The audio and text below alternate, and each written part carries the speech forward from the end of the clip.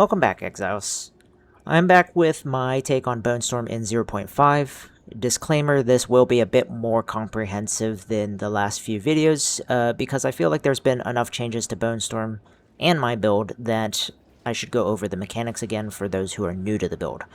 Like always, I'll have timestamps included, so you can skip past anything that you do not need. As you saw in the title and the opening sequence, we are playing a low-life Bonestorm Spell Totem Infernalist.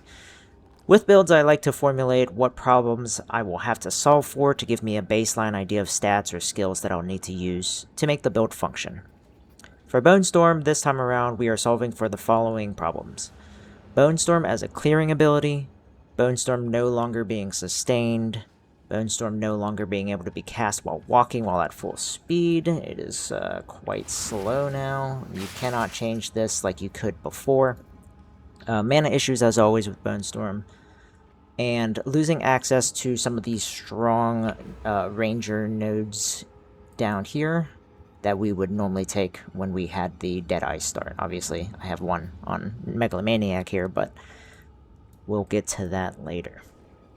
This does introduce a few other problems to solve for as well, though.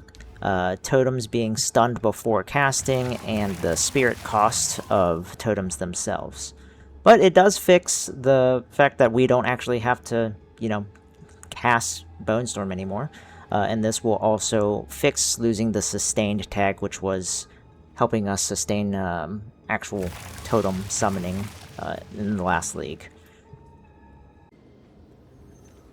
I've gone into some of the reasons for the Ascendancy swap, but let's dig a little bit deeper. Since we are only using totems, the added draw of the additional projectile from endless munitions on Ranger is not as important, and in addition, Deadeye was used as a battery for creating charges for summoning totems, but with the changes to Bonestorm, we can't actually reliably gain enough charges to spam totems with Combat Frenzy pins and Sniper Mark charge generation.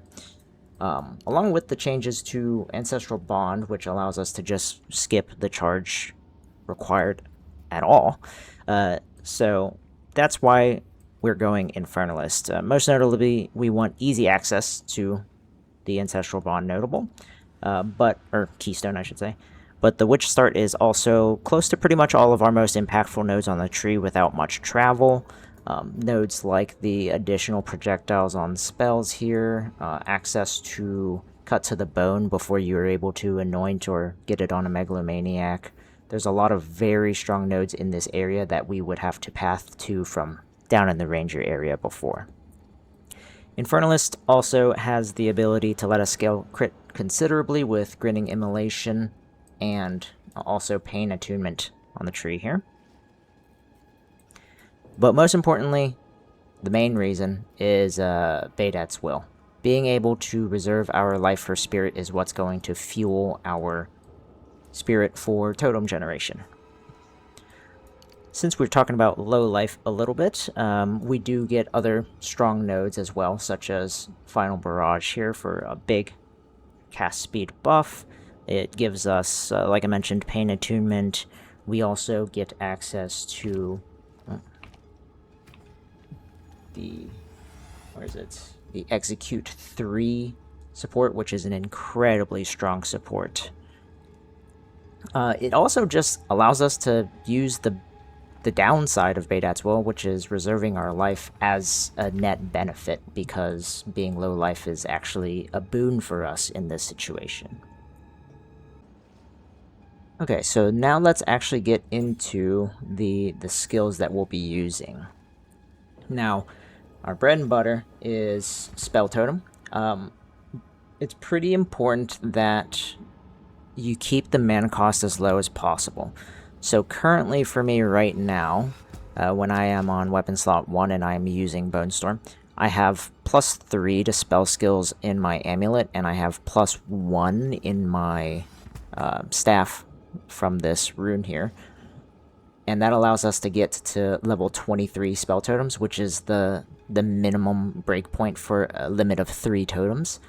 Ideally, whatever number of plus to all level of spell skills you have, you basically keep the level of spell totem so that it stays at that point. That will just allow you to get the least amount of mana spent for the most amount of damage done.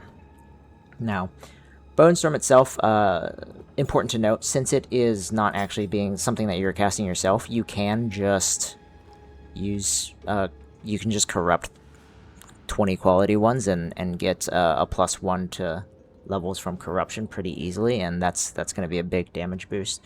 Also, I only have a level 19 gem right now. I don't have any level 20 gems, so that's a big damage boost that I could get. There's a lot more damage that we can get out of this build, but let's get into Execute 3. Like I mentioned, very, very big damage boost. Ricochet, bread and butter. I mean, this is really what's allowing the build to function as clear and single target. So really, really good support. Mandatory. Urgent Totems, this just allows us to get our totems placed faster. This is undeniably one of the best stats we could get. Unfortunately, with our build, it's very hard to fit that much totem placement speed anywhere. So this is definitely mandatory, and the cast speed doesn't hurt either. And we are still running Efficiency 2.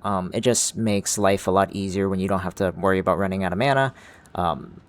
If you have, other gear with mana cost efficiency on it, you might be able to get away with getting rid of this, and there's plenty of other supports that you can put on just for additional damage or utility as well.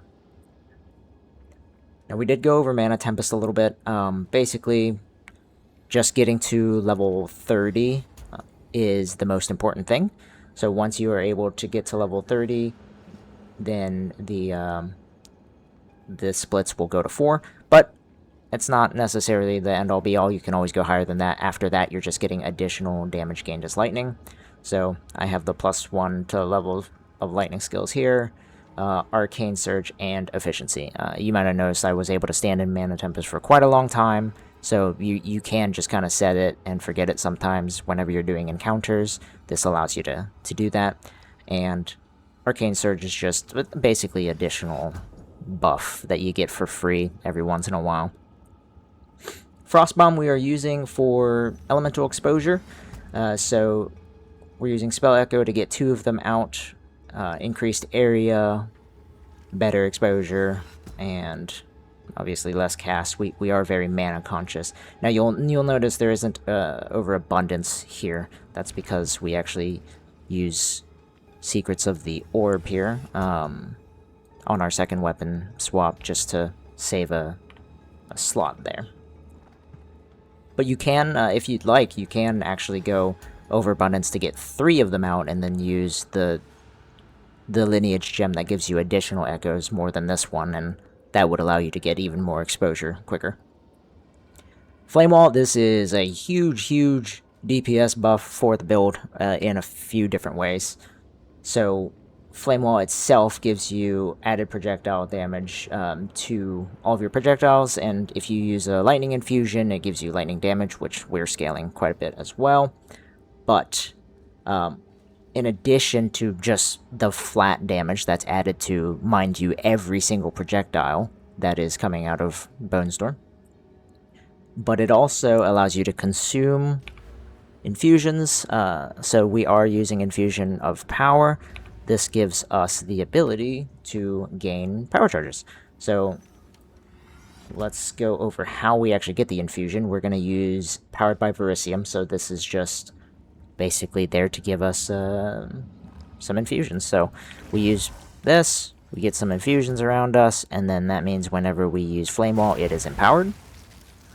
And whenever we use an empowered Flamewall, we will get extra power charges. Now, again, I am not using... I usually play on controller, so none of these are actually set up to work with the weapon slots. But normally when you would use this, you would gain a power charge, and that in turn will buff up your Bonestorm. Now, Bonestorm normally would consume power charges to have huge explosions of damage.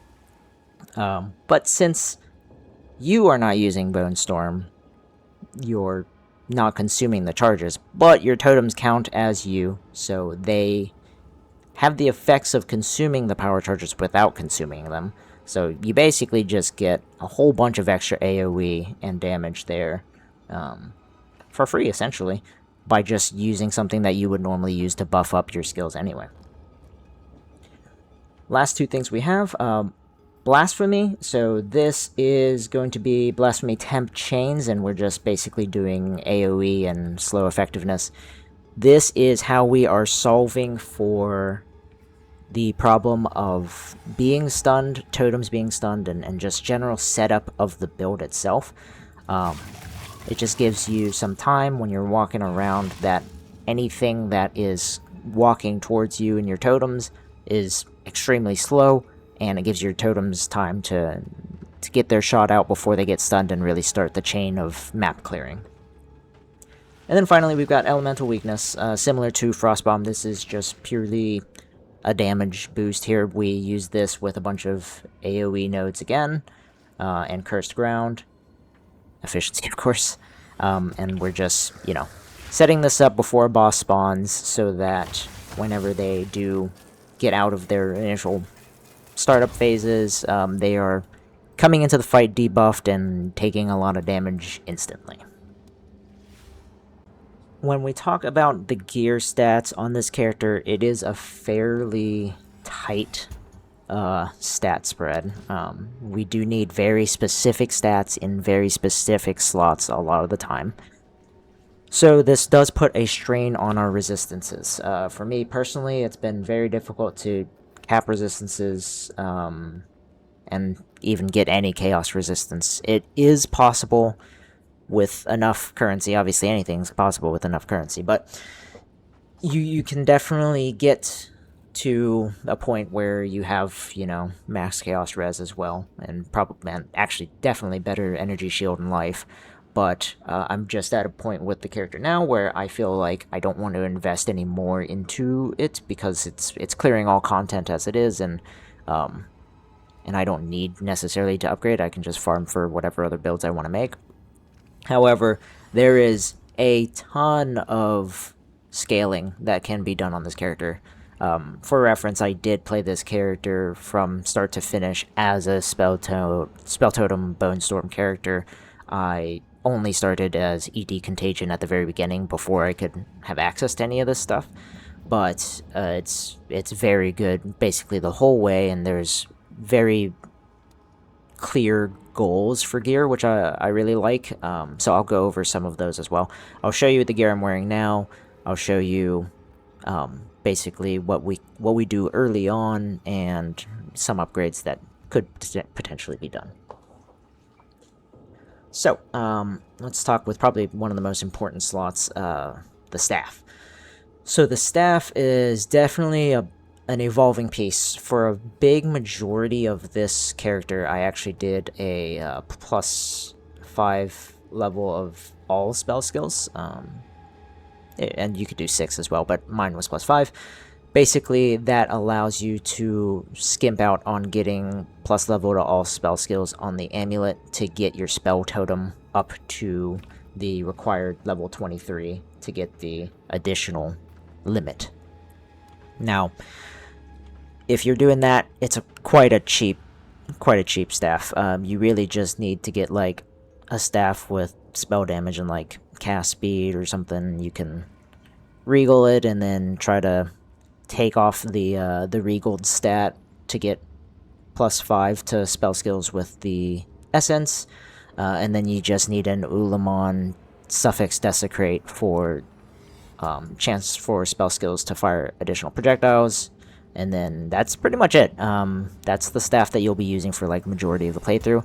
This is obviously quite a lot better, but essentially you're just looking for getting the additional spell projectiles and spell skills here. Cast speed very, very strong, and then for prefixes, basically any combination of spell damage, physical spell damage, or any gained as will be fine. For helmet, really this is just ES, life, and resistances. That's all you're looking for, but the kicker is you do need a spirit corruption on it to make your life a little bit easier. This one here, I was relatively lucky with getting this one. but yep, pretty straightforward slot there. We'll get into the boot. Boot, we're really just looking for, again, resistances and life and movement speed. In this case, I have enough spirit that it's worthwhile for me to remove some of my, or remove my movement speed in order to get more defenses. The most notable thing about this is the suffix there for spirit. That is the mystic alloy, I want to say. So that is basically just an alloy you can get from the League mechanic. It gives you up to 15 spirit. Obviously, we need spirit wherever we can get it. The ring slot, generally, we're just looking for resistances, cast speed, and life here. There are definitely, you know, breach rings. There's way better stuff you can get. You can get lightning damage on this. You can get cold damage on this as well. In my case, because of the extra cold damage there. But lots of different prefixes you could really go for. Evasion rating's not bad, but mana would be also probably pretty useful. Really, we're just using this to fix our resistances. So then we'll go into the amulet here. Amulet, we are looking for, again, just defenses in the prefixes if you can, plus spirit. If you could get a spirit implicit on a solar amulet, that would be great. But ideally, you get plus level of all spell skills and spirit. Obviously, those are, I mean, every amulet that's worth its weight in gold has those two stats. And then any combination of cast speed, crit stats, you know, all good. Storm's Rebuke is really important. So Storm's Rebuke is somewhere, it's down here. This allows us to use our fully broken armor for increases to cold and lightning damage from hits as well. So we are already breaking armor with Cut to the Bone, and this basically just allows armor break to scale straight up all of our damage, which is really, really strong. Next up, we'll go for the gloves here. Now, these are marksman gloves with armor. They're not great. Really, really big potential for upgrade here. You could get +2 to level of projectile skills, but really what I was looking for was life and these 2 projectile stats. So basically additional chaining from terrain. Again, ricochet is one of the most important factors of this build. And then 77% chance for additional projectile when forking. So this was something that we would actually path to when we played Deadeye to get split shot, because that is such a huge DPS increase, but we basically just allow, or we're able to get that from just these pair of gloves here. But yeah, lots of upgrades that I can do here. It could be ES, it could have 2 or 3 sockets if it's corrupted, it could have projectile damage, plenty of room for upgrades here. Now, probably the most important piece of gear that is armor related is the body armor. So we need a conjurer mantle so we can have the implicit spirit, and we need to we need to put soul modifiers on it with the medved's tending, and we need to basically just get as much spirit as possible. Now, I don't know the rarity of these spirit mods. You can get flat spirit, which you see there. You can get hybrid flat spirit, which would be, I believe it's energy shield, armor, and spirit. And you can also get % increased spirit. So this here has an almost perfect roll on the % increased spirit. It's 49 spirit and 30 implicit spirit. This is with some resistances. Obviously, we could get way better resistances as well.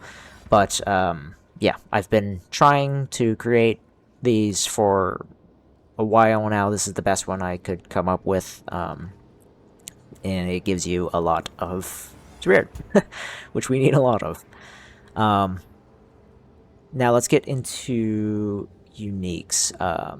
So, the most important part for Bonestorm itself is a Snakepit. So Snakepit is what allows us to fork with projectiles. Now, unfortunately, the downside of the left ring slot is that it does not allow you to chain, which includes chaining from terrain. But if you get a Vaal Cultivated Snakepit that removes that modifier, then Snakepit becomes best in slot for the build. This one is extra good because it allows us to get 8% chance for spell skills to fire additional 2 projectiles. 8% is the minimum number you need to be able to get to 100% without spending points on this wheel up here. So these 3 nodes here don't give you any additional projectiles, and you have to go through those 3 in order to get access to these. So that one stat on that ring allows us to save 1, 2, 3, 4, 5 at the very least passive points, which is massive. And then, of course, we have Coward's Legacy. This is what allows us to be on low life. I just got Corrupted one that has cold resistance because I need it, but you can just slap on a Coward's Legacy while you're playing once you get to the point that you can get Pain Attunement and Grinning Immolation. So, very good. As far as Flasks and Charms, just using whatever flask here. I do use a Lavianga's Spirit just because I don't like pressing buttons, so it's one less thing I need to press. And for charms, generally I always go for a Freeze Charm, a Stun Charm, and the last one's kind of up in the air, but I did just find a Fall of the Axe, so this is nice. This is really nice for temp chains and chill maps because it not only allows you to not be affected by them sometimes, but it actually buffs your totem placement speed and your totem cast speed, so really good there. I also dropped a Nascent Hope, so this is just allows you to start energy recharge, which is always nice. But the main things you want to look out for are these 2, a Stun Charm and a Freeze Charm, just so that you're not locked out at any point. And then the final one, kind of up in the air, fix whatever issues you have, what have you. I will also put up on screen an image that shows you basic stats that you're looking for on all of these gear pieces, so that you can reference that whenever you find a gear piece or are thinking about an upgrade that might work out. Just reference that and see if it makes sense for the build. So let's talk about the passive tree. This has gone through a lot of different iterations, and it does change as you level quite considerably. But this is kind of what I've settled on for the final version of the tree here. I am level 96, and I have died a few times, so I don't see 97 in my future. This is probably the final iteration of the tree here. So we can just start from the beginning. We're getting ES here, more ES here, some crit on weapon slot 1, some exposure effectiveness on weapon slot 2. We get more up here as well. This is really important. We're getting some mana cost efficiency here. We also get on weapon slot 2 mana cost efficiency down here.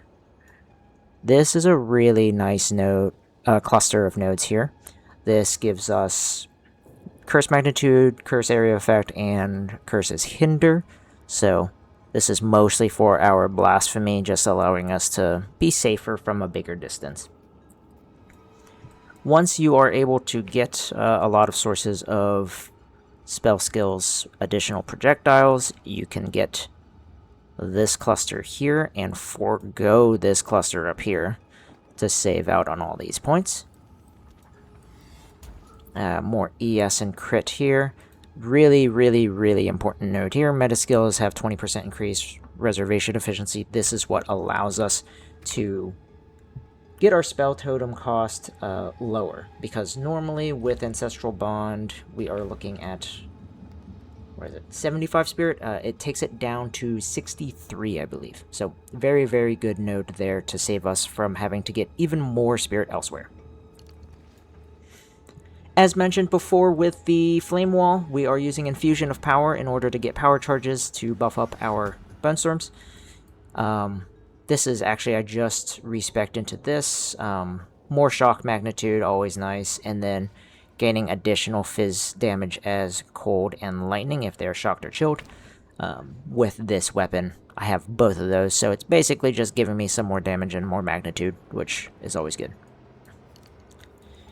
We've got some more crit and ES nodes up here, 25 int because it is a bit difficult to get a lot of int and strength. We want as much strength as we can feasibly fit after getting the int requirements, because strength equals life, and life equals more ES and more spirit.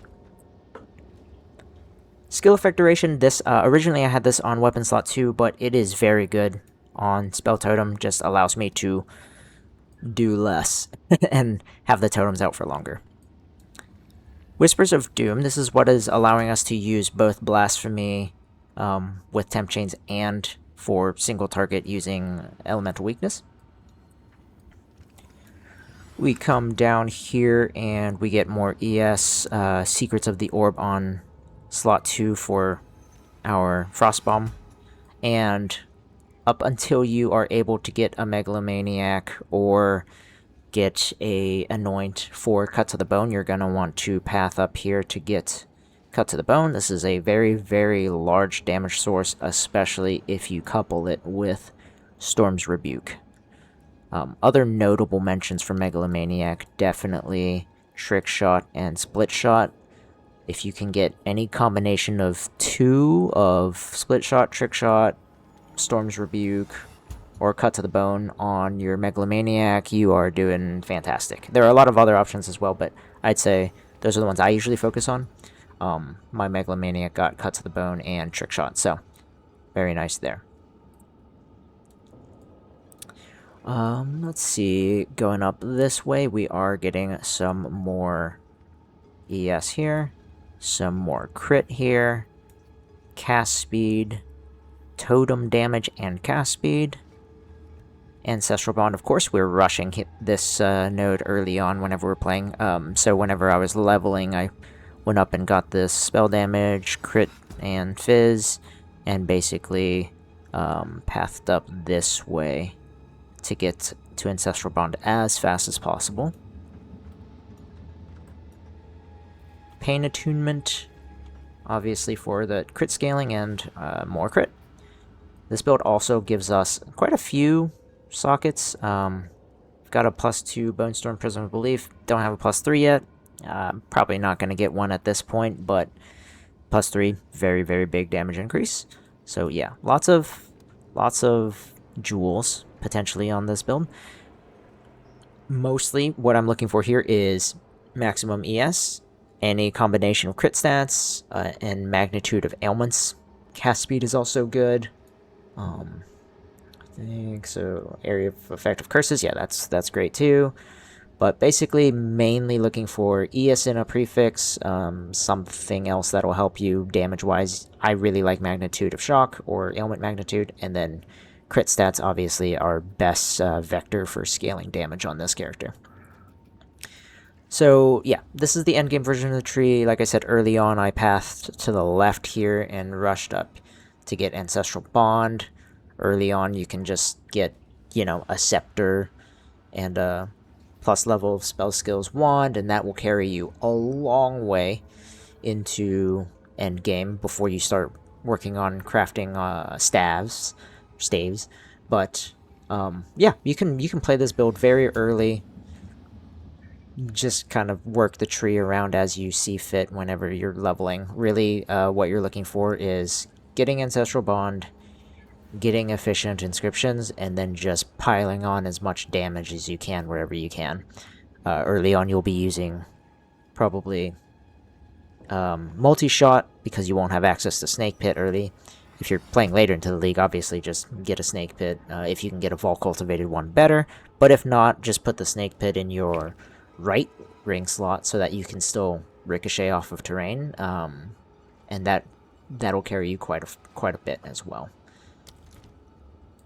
Otherwise, I think that is all I have for the... Oh, wait. Let's talk about Ascendancy. We've talked about Gritting Immolation quite a lot, and Baydad's Will. But the other 2 points are Altered Flesh, obviously just to get to these nodes here, and then Bedat's Hand. This is just giving us more ES. Like I said, we need as much flat ES as we can possibly get.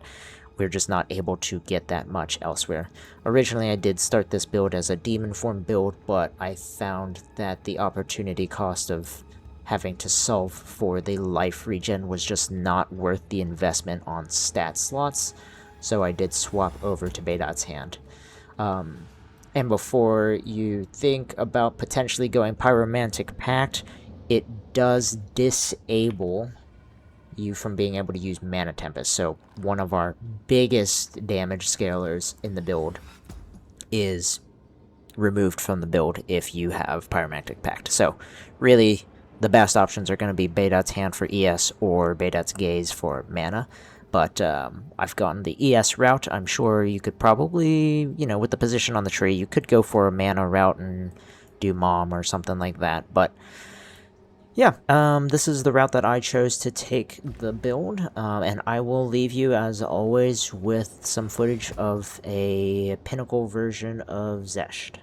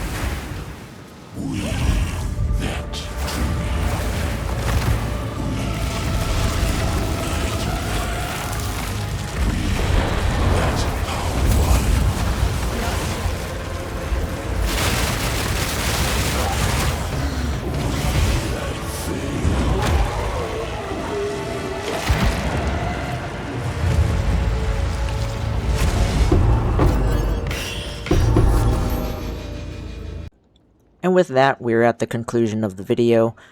I am pretty happy with how this build turned out, despite the nerfs to Bonestorm. Not being able to self-cast it anymore is quite a huge bummer for me. But we were still able to make a league start viable build that went to endgame and grows with your investment. And I'm really happy about that. You will likely see some additional videos of other Pinnacle content, likely Simulacrum, maybe some other Pinnacle bosses, before I move on to a new character, but I will likely be back with a Bonestorm build in 1.0 yet again, so if you are looking forward to that, then stay tuned, and stay sane, Exiles.